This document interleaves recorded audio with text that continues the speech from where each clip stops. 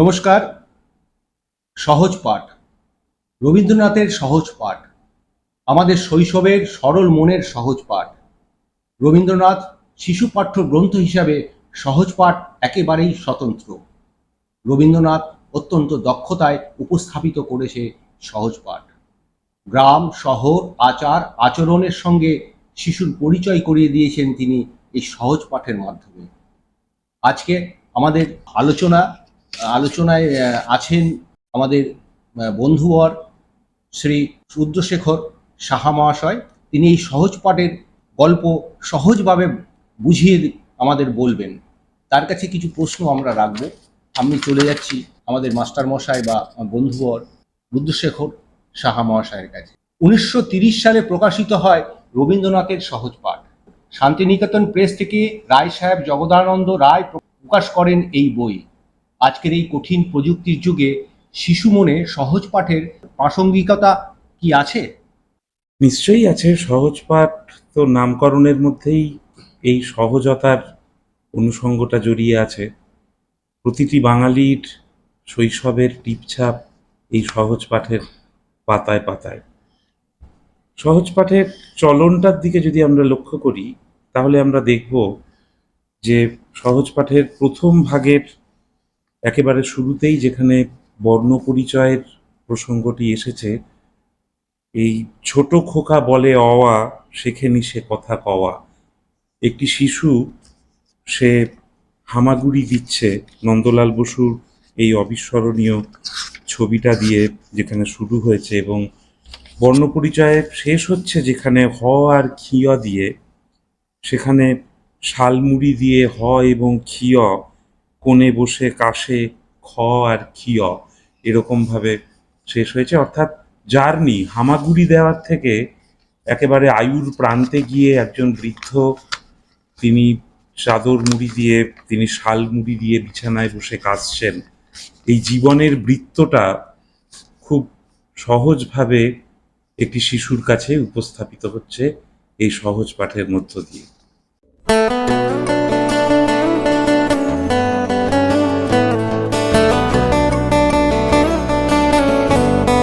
আচ্ছা রুদ্রদা, রবীন্দ্রনাথের সহজ পাঠ এখনো শিশু মনে কতটা গভীর রেখাপাত করে, সেই সম্বন্ধে যদি কিছু বলো। প্রতিটি শিশু, তাদের যখন শিক্ষারম্ভ হয়, তখন বর্ণপরিচয় আর সহজ পাঠ, বিদ্যাসাগর মশাইয়ের হাত ধরে যেই অভিযাত্রা তাদের শুরু, এই বর্ণ পরিচয়ের পরে তারা এই সহজ পাঠের পড়তে পারে। একদম বাংলায় শুদ্ধভাবে কোনো বর্ণকে চেনা, সেগুলোকে লিখতে পারা, এবং সেইগুলো দিয়ে এই যে প্রথম ভাগের প্রতিটি পাঠ নির্মিত হয়েছে, সেখানে কোনো যুক্ত ব্যঞ্জন নেই।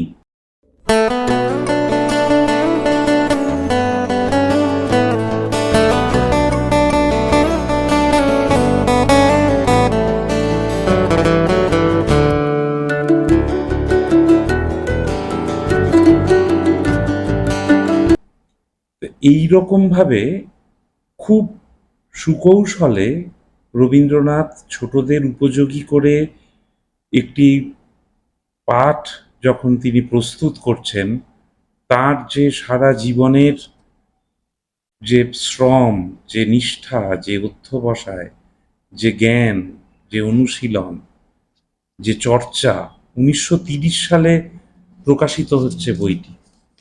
এরপরে রবীন্দ্রনাথ আর খুব বেশি দিন পৃথিবীতে নেই।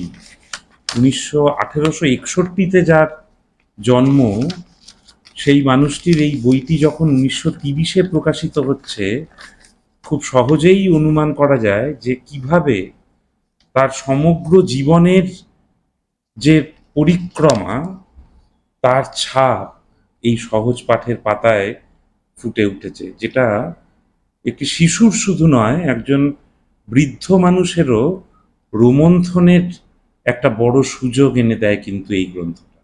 সহজ পাঠের সাহিত্যগুণ ও মনোজয়িতা অনন্য সাধারণ।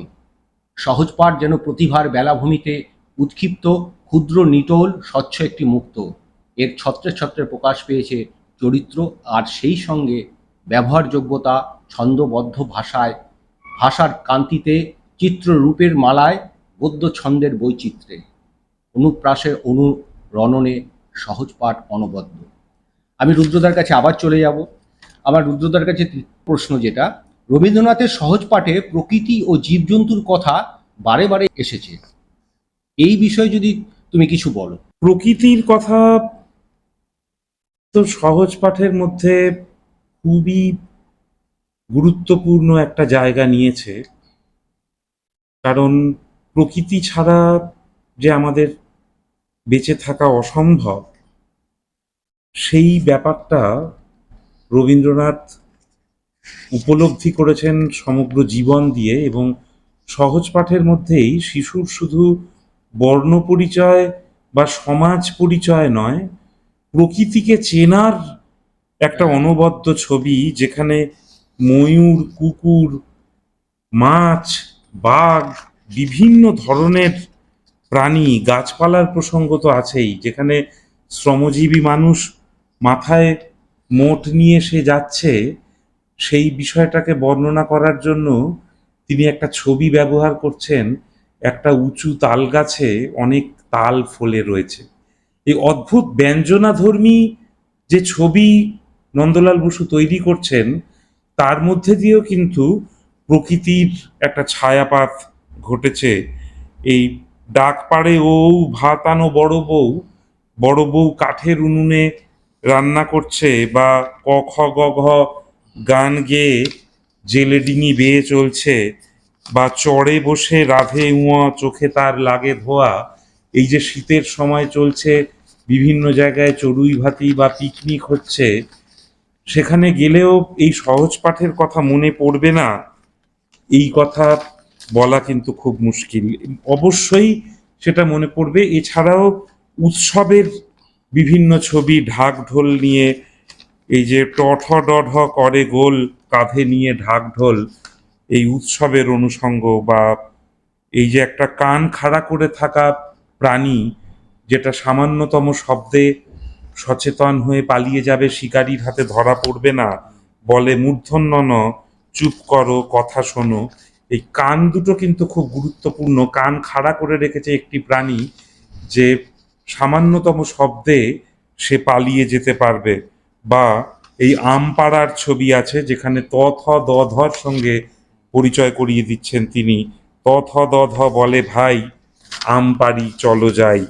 কিংবা পাতায় পাতায় এরকম, বা রেগে বলে দন্তন্য যাব না তো কখনো। এই যে একটি গরু, সে ঘরে যেতে চায় না, মাঠে চড়তে চায়, রাখাল তাকে জোর করে টেনে নিয়ে যাচ্ছে। কি অদ্ভুত একটা ছবি, তার পায়ে বা মুখে একটা অত্যন্ত খুব প্রতিদিনের চেনা ভঙ্গি, সেটা তিনি ফুটিয়ে তুলেছেন। বা যেখানে প ফ ব ভ যায় মাঠে, সারাদিন ধান কাটে, এই ধান কাটার ছবি এখানে রয়েছে। বা চালায় গরু গাড়ি, ধান নিয়ে যায় বাড়ি, পরপর পরপর তিনি বুনে দিচ্ছেন ছবিগুলো। প্রথমে ধান কাটা হলো, এবং তারপরে সেটা গরুর গাড়িতে তুলে সেটাকে ঘরে নিয়ে যাওয়া হচ্ছে। বা বাদল দিনে ছাতা টাঙিয়ে তালব্য মূর্ধন্য ষ এবং দন্তস্ব ঘরে ফিরছে, দুজন দেখা যাচ্ছে যে তারা বসে আছে। এই রকম ভাবে প্রতিটি পাতায়, প্রতিটা ছবিতে প্রকৃতি কিন্তু ধরা দিয়েছে। যেমন বনে থাকে বাঘ, গাছে থাকে পাখি। রবীন্দ্রনাথ কিন্তু এভাবে লিখছেন না যে বাঘ থাকে বনে, কারণ সব বনে বাঘ নেই। সেই জন্যে তিনি লিখছেন বনে থাকে বাঘ, গাছে থাকে পাখি, জলে থাকে মাছ। এইভাবে একটা কম্পোজিট ছবিতে, বা গাছের ডালে ফল আছে এবং পাখি সেই ফল খাচ্ছে, একটা ছবি, কি অনবদ্য ছবি। প্রথম পাঠের শীর্ষে সেই ছবিটি স্থান পেয়েছে, যে ছবিটার মধ্যে জল থেকে আকাশ অবধি যে সমস্ত পাখি, পশু, তারা মাছ, তারা বিচরণ করছে, সেই ছবিকে ফুটিয়ে তুলেছেন। অন্য বিজাতীয় ভাষায় শিশু পাঠ্য থেকে বাংলা ভাষায় লিখিত রবীন্দ্রনাথের সহজ পাঠ কতটা সহজ, সরল ও গ্রহণযোগ্য বলে মনে হয় আজকের সময় দাঁড়িয়ে?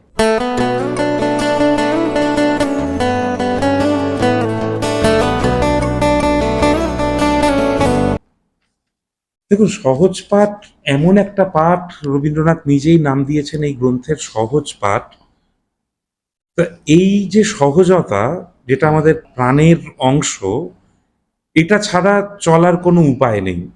ব্যাপারটা শুধু এই নয় যে আমরা প্রকৃতিকে চেনার জন্য, আমরা সমাজকে চেনার জন্য, সামাজিক সম্পর্কগুলোকে বুঝে নেওয়ার জন্য সহজ পাঠ পড়ব। সহজ পাঠ একই সঙ্গে আমাদের যেভাবে বর্ণ পরিচয় ঘটাবে, আমাদের যুক্ত ব্যঞ্জনগুলো এবং তাদের ব্যবহারের সঙ্গে পরিচিতি ঘটাবে, এর কোনো অনুবাদের মধ্যে দিয়ে কিন্তু এই স্বাদ যেরকম পাওয়া যাবে না, এই ভঙ্গি যেরকম পাওয়া যাবে না, এই উদ্দেশ্যও কিন্তু কোনোভাবেই সফল হওয়া সম্ভব নয়। সুতরাং বাংলা পড়তে গেলে, বাংলা শিখতে গেলে, বাংলা জানতে গেলে সহজ পাঠ শুধু যে সহজ রাস্তা চেনাবে তাই নয়, এটা অপরিহার্য এবং অবশ্যম্ভাবী। এটা ছাড়া কোনোভাবেই এই পাঠ নেওয়া কোনো দিন কোনোভাবে সম্ভব হবে না। আচ্ছা রুদ্রদা, আজকের সময় দাঁড়িয়ে শিশুরা বা শিশু মনে মা বাবারা যে একক চিন্তা ঢুকিয়ে দিচ্ছে, যে কঠিন চিন্তাগুলো তাদের ঢুকিয়ে দিচ্ছে, যে একা বাঁচো, সেখানেই আমাদের রবীন্দ্রনাথের সহজ পাঠ কতটা সাহায্য করবে শিশুদের, যে আগামী দিনে তারা পরিবার ভুক্ত হয়ে বা অনেকের সঙ্গে মিলেমিশে থাকার যেটা ভাবনা, সেটা আসবে। সহজ পাঠ এমন একটা মনের মধ্যে ছাপ রেখে যাবে কোনো শিশু, যেটা তারা সারা জীবন মনের গভীরে লালন করবে। এটা তারা যত বড় হবে তারা উপলব্ধি করবে যে সহজ কথাকে সহজভাবে বলার মতো কঠিন কাজ আর কিছু হয় না। রবীন্দ্রনাথ এই ব্যাপারেই যে আশ্চর্য সিদ্ধি লাভ করেছেন, এবং সেই শিক্ষাটাই জীবনের প্রতিটা মুহূর্তের শিক্ষা হওয়া উচিত প্রত্যেকের, যে সহজ কথাটা সহজভাবে বলতে পারার যে শিক্ষা। সরোবর যেরকম ফেনার নুপুর পড়া ঝর্ণার মতো নাচতে পারে না, রবীন্দ্রনাথের রচনা, তার ভাবনা এবং তার প্রকাশ সেই সরোবরের মতো।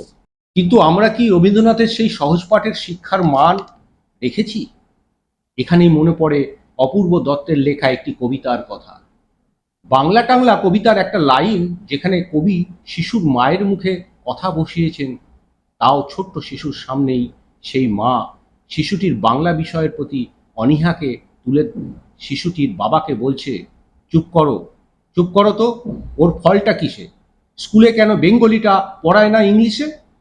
আর এই ইংলিশে বেঙ্গলি সহজ পাঠ পড়াবার চক্করে আমরা করছি না তো রবীন্দ্রনাথের অবনির্মাণ? এই ব্যাপারে তুমি যদি কিছু বলো। দেখুন, সহজ পাঠের একটা ইংরেজি অনুবাদ আছে। তা সেই অনুবাদটা পড়ে বাংলা শেখার যে আনন্দ, এবং বাংলার প্রকৃতিকে চেনার, বাংলার পশু পাখি ফুল ফল পথঘাট নদী নালা মানুষ, এই আনন্দটা কিন্তু সেখানে পাওয়া যাবে না।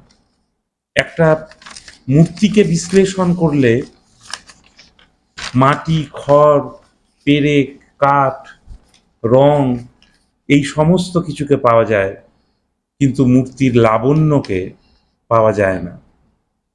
রবীন্দ্রনাথের সহজ পাঠ সকলে বাংলায় পড়ুক, বাংলা ভাষাটাকে ভালোবাসতে শিখুক। এটা তার প্রাণের ভাষা, তার মনের ভাষা, তার মায়ের মুখের থেকে পাওয়া ভাষা, যেই ভাষাতে বিশ্বকবি রবীন্দ্রনাথ, বাংলার কবি রবীন্দ্রনাথ, সকলের প্রাণের ঠাকুর রবি ঠাকুর সহজ পাঠ লিখেছিলেন। বাংলার প্রতিটি শিশু বাংলায় সহজ পাঠকে পড়ুক, এতেই রবীন্দ্রনাথের যে ভাবনা, সেই ভাবনা জয়যুক্ত হবে, তার ইচ্ছা সম্পূর্ণতা পাবে। ধন্যবাদ রুদ্রদা। রবীন্দ্রনাথের সহজ পাঠকে অতি সরলভাবে তুমি বিশ্লেষণ করলে, আমাদের শিশু কিশোর মনে তুলে ধরলে। কিন্তু আমরা আগামীতে আমাদের যে মাতৃভাষা বাংলা ভাষাটাই যে আমরা আর চর্চা করছি না বা আমাদের ছেলে মেয়েদের করাচ্ছি না, সেই বিষয়ে যদি তুমি বলো যে বাংলা ভাষা আগে শিখবো, তারপরে সহজ পাঠটা পড়বো। একদমই তাই। বর্ণ পরিচয়ে বিদ্যাসাগর মশাইয়ের হাত ধরে বর্ণ পরিচয়ের পাঠ যখন সম্পূর্ণ হবে, যখন একটি শিশু নিজের থেকে পড়তে পারবে, তখন সে সহজ পাঠের পড়া আরম্ভ করবে। এবং এটা তার জীবনের সঙ্গে ওতপ্রোত একটা পাঠ, যেই পাঠটা সে সম্পূর্ণ করে, আমি প্রথমে যেই কথাটা বলেছিলাম যে একটি শিশু হামাগুড়ি দেওয়ার থেকে একজন বৃদ্ধ সে শালমুড়ি দিয়ে বিছানায় কোণে বসে কাঁদছে, এই যে জীবনের যে একটা বলয় তৈরি হচ্ছে, বা সহজ পাঠের প্রথম পাঠে যখন ভোরের ছবি দিয়ে বর্ণনা শুরু হচ্ছে এবং সহজ পাঠের শেষ পাঠে দেখা যাচ্ছে রাত নামছে, আকাশে পেঁচারা ওড়াউড়ি করছে। তো জীবন যেরকম শুরুর থেকে একটা সমাপ্তিতে পৌঁছয়, একটা দিন যেভাবে তার ভোরের থেকে রাতের অন্ধকার দিয়ে আবার পরের দিনের আলোর ঝিকিমিকি ভোরে উত্তীর্ণ হয়, এইভাবেই একজনের জীবনের সম্পূর্ণ পথরেখাটুকু সে এই সহজ পাঠের হাত ধরে অগ্রসর হতে পারবে। সহজ পাঠ বাংলায় পড়লে লাভ এটাই, বর্ণ পরিচয়ের পাশাপাশি তার যে ব্যবহারিক প্রয়োগ, সেটা রবীন্দ্রনাথ দেখিয়েছেন। রবীন্দ্রনাথের চোখ দিয়ে প্রকৃতিকে আরেকবার শিশুরা চিনতে পারবে, আরেকবার তারা জেনে নিতে পারবে যে আমাদের প্রকৃতিটাকে আমাদেরই সমাজের মানুষ কিভাবে নষ্ট করেছে, তবুও যতটুকু টিকে আছে প্রকৃতিটা, সেটাকে রক্ষা করার একটা শপথ এই সহজ পাঠের হাত ধরে প্রত্যেকটি শিশু তাদের জীবনে পালন করার চেষ্টা করবে। এমন একদিন ফিরে আসুক যখন সত্যি চরে বসে সবাই চড়ুই ভাতির আনন্দে মেতে উঠবে, মাছেরা শান্তিতে তাদের জলে খেলা করে বেড়াতে পারবে, পাখি নির্ভয়ে আকাশে উঠতে পারবে, সমস্ত পশু পাখি নির্ভয়ে তারা তাদের যে বনভূমি, তাদের যেটা বাঞ্ছিত জায়গা, তাদের যেটা থাকার জায়গা, সেইখানে তারা স্বাধীনতার সঙ্গে বিচরণ করতে পারবে, নির্ভয়ে আনন্দে থাকতে পারবে। এই আনন্দ পাঠ জীবনের কাছে, সেই আনন্দ পাঠ আসুক, সেই আনন্দের বার্তা সকলের মনে কোণে ভরিয়ে দিক। ধন্যবাদ রুদ্রদা। সহজ পাঠ অতি সহজভাবেই পড়া যায়। অতি সরলভাবে যদি সহজ পাঠ পড়েন, আপনার নিজের মাতৃভাষায় যদি আগে শেখেন, শেখাটাই উচিত। মাতৃভাষার মাধ্যমে শিক্ষাই সর্বজনীন, এর কোনো আর বিকল্প হতেই পারে না। বাংলা উচ্চারণ ইংরেজি শব্দে বেঙ্গলি ফোনেটিক ল্যাঙ্গুয়েজ, যেমনটা আমি আপনি ফোনে SMS-এ কথাবার্তা বলার জন্য ব্যবহার করে থাকি। আর এখানেই প্রশ্ন, সেই শিশু কি প্রকৃত সহজ পাঠ শিখছে, পরিচিত হচ্ছে গ্রাম বাংলার প্রকৃত রসের সাথে? সেটা আপনিই বিচার করুন। প্রত্যেকটা শিশু মনে মাতৃভাষায় শিক্ষাদানই আপনাদের সংকল্প হওয়া উচিত, কারণ মাতৃভাষায় সবচেয়ে সহজ, সরল এবং শিশু মনও সরলে ভরা। ধন্যবাদ। এই ভিডিওটি ভালো লাগলে লাইক, শেয়ার এবং সাবস্ক্রাইব করবেন। মাতৃভাষার সঙ্গে থাকবেন, মাতৃভাষায় শিক্ষাদান শিশুদের করাবেন, এই আশা রেখে শেষ করছি। ভালো থাকবেন, সুস্থ থাকবেন।